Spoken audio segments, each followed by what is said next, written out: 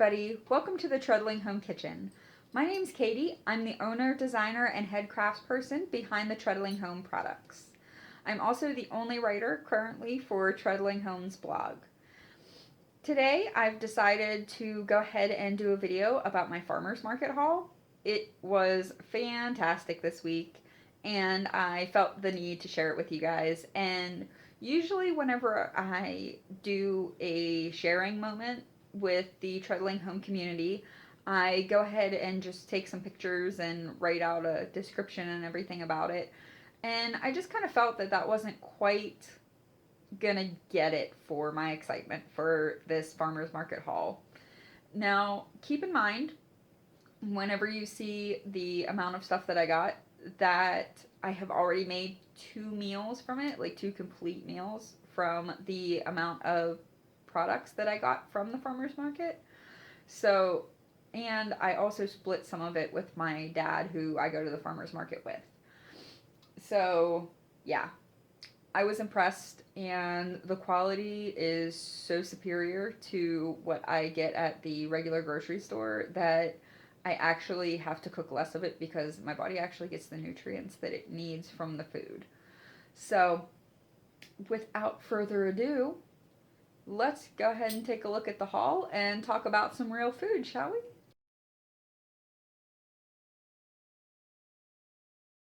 Here is the haul from this week.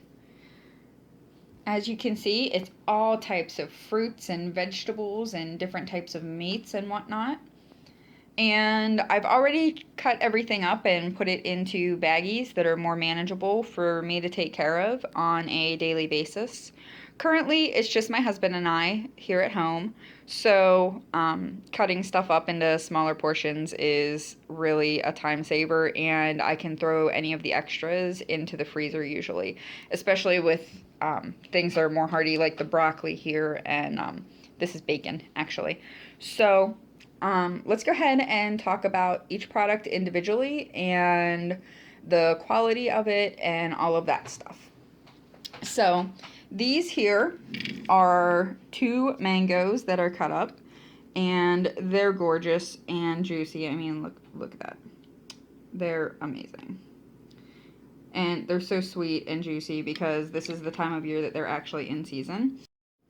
Sorry about that, I got a phone call.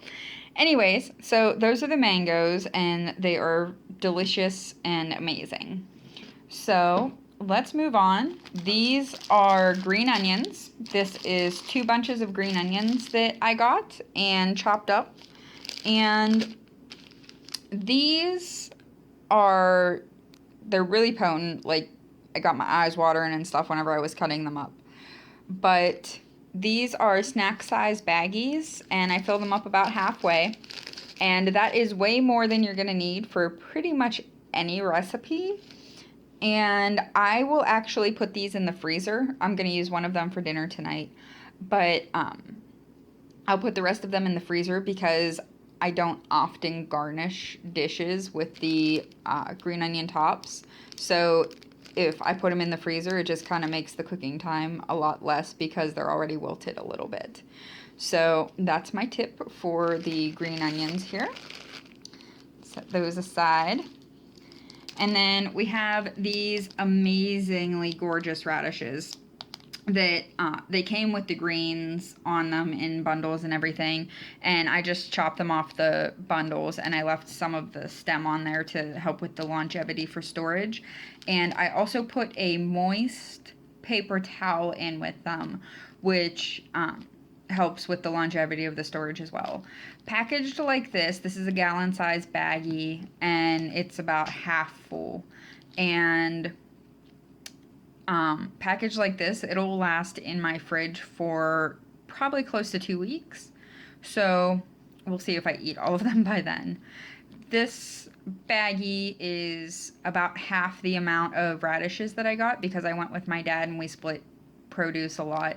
But all of this is 2 quarts of them, and I got them for $1 a basket, and the baskets were probably close to a gallon's baggie worth of just radishes. So that was a super awesome steal, and they're amazingly gorgeous, and they taste amazing. I forgot to tell you, the green onions were $1 for 2 bundles, so these were both $1. And the mangoes were 3 for $2. So, my dad took one of the mangoes because he apparently has never had a mango, so I thought that was weird. Anyways, so far we are at $4. And next thing we'll go with is the broccoli here. This is 8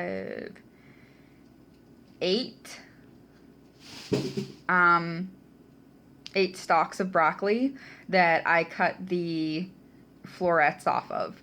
So I rinsed them off, and then I cut off the florets and I put them in here because I'm not a fan of the stalk itself. So I always just trim them to a way that I'm going to actually eat them. So, but it's locally grown. It's really high quality. Look at how deep green this is. It's amazing, and it tastes wonderful. So that was, I think, $2. So that's 2, 4, $6. These lemons, I got a bunch of them. I sent some of them home with my dad, but they're really good. They're really good quality. They're super fresh. They're really juicy. And I got a bunch of them. I got a basket of them for $1. Yeah, for $1. So that's $7. And then these peaches here are just ripe, first haul of the year peaches, and they smell so friggin' good, like I can't even describe. I'm going to post a recipe here either tonight or tomorrow for a peach grilled cheese sandwich, and it is amazing. I can't even describe how amazing it is right now. So those were a little bit more expensive. They were $3 for the basket. So, and this bowl is filled to the bottom and about a little more than halfway with the peaches, and then stacked up here. So that was probably the most expensive produce item that I got, but totally worth it because of the amazing quality of them. So that's 7 plus 4 is $11 in produce, and I got all of this stuff.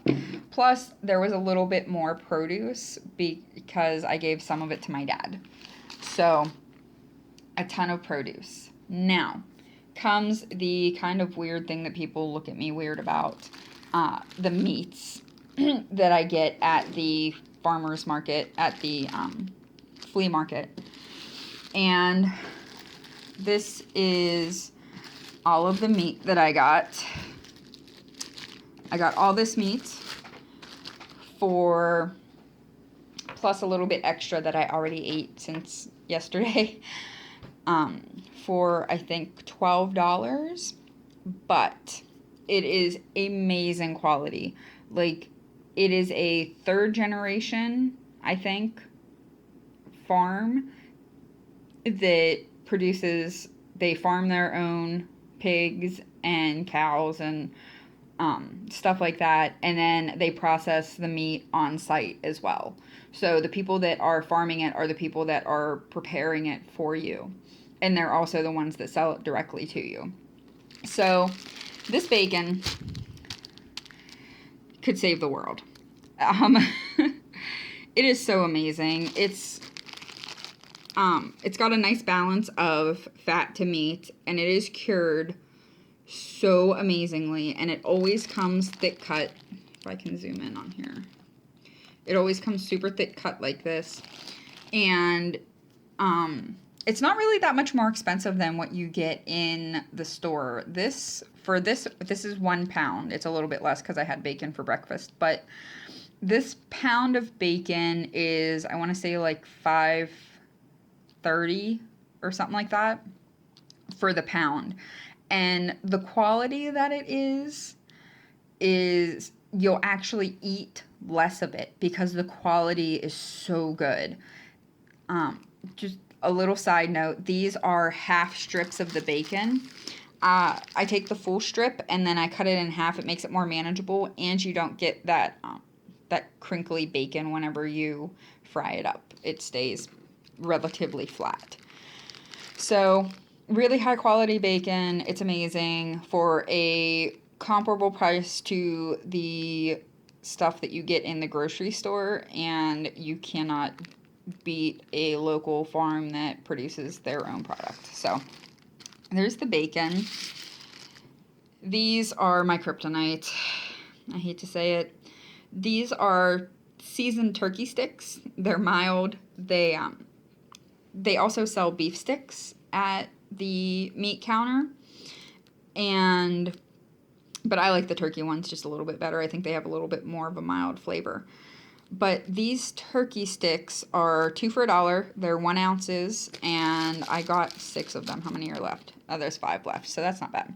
But they're pretty decent. They're relatively low cal and packed with protein. And as soon as you take the first bite, it is so good. Oh, it's just so good. These, like I said, are 2 for $1, so I got 6 of them, so that was $3. And this whole pile here is kibasi. Now, I don't know if you could tell from some of the posts on Treadling Home's blog or even on the Facebook page that we have, but I am half German and half English, and the German side has kind of taken over the cooking in our family. So, kibasi is, I love it. I use it for all kinds of stuff. And it's just really, the quality that you get at this meat counter is just ridiculous. It's the same meat counter that you get these at. And all of this is a little over a pound. It's like 1.25 pounds. And it was, I want to say 6 something. Like, it wasn't that bad either. It was comparable to the price that you're going to pay for, like, say, Johnsonville or something like that. And the quality is so superior to anything that you're going to get in the grocery store, even if you buy a brand name like Johnsonville or anything like that. Just the quality is fantastic.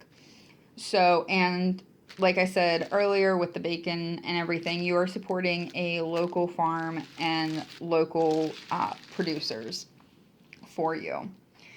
So that's the haul, and I have already made 2 meals from it. So it is a pretty good haul. So that's it right there. That's the haul that I got at the farmer's market this week, and I hope that some of what I said made sense to you.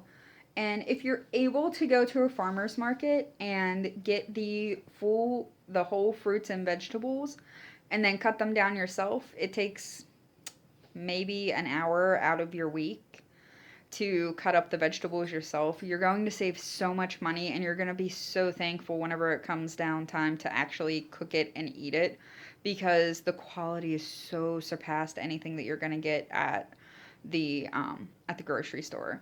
Plus, you're supporting local farmers most of the time. Sometimes, especially where I go, you'll get the just trucks of produce that like the grocery stores get, and then they'll just sell it for a discounted price. But I always try and make sure that I hit up the local farms and the people that I know that are local, because I know a lot of them. So just so that you know, I don't know if I've mentioned it yet, the farmers market / flea market that I go to is located in Rogers, Ohio, and it is, their commercials say they're ranked the #1 flea market in Ohio. You can get everything from the meat counter to any sort of produce that you're looking for, as long as it's in season. Sometimes you'll get off-season produce, but, it's a little bit iffy. They have cheese counters. They have bakeries, like 70 bakery, like Amish bake people that go there. And so you can get like Amish cookies and pies and breads, and oh, it's amazing. It is a dieter's worst nightmare, especially if you pass the fudge stands. But anyways, that's where I go because it's like a one-stop shop. And I'm aware that not everybody is lucky enough to live close enough to somewhere like Rogers. But if you don't live close to a big flea market or farmer's market like that, go to the county seat of wherever you're living. Most of them will have a farmer's market throughout the summer months. Just get on the county's website. They'll tell you where it's located and the months that it's running and the hours. And hit them up. A lot of them are local farmers. And I know that I have a couple of really, really good friends that are they're lamb farmers, and they do lamb and cows, and I think they do pork sometimes too. But they do organic feed and grass fed and stuff like that, and they go to the farmers markets and sell their meat products there.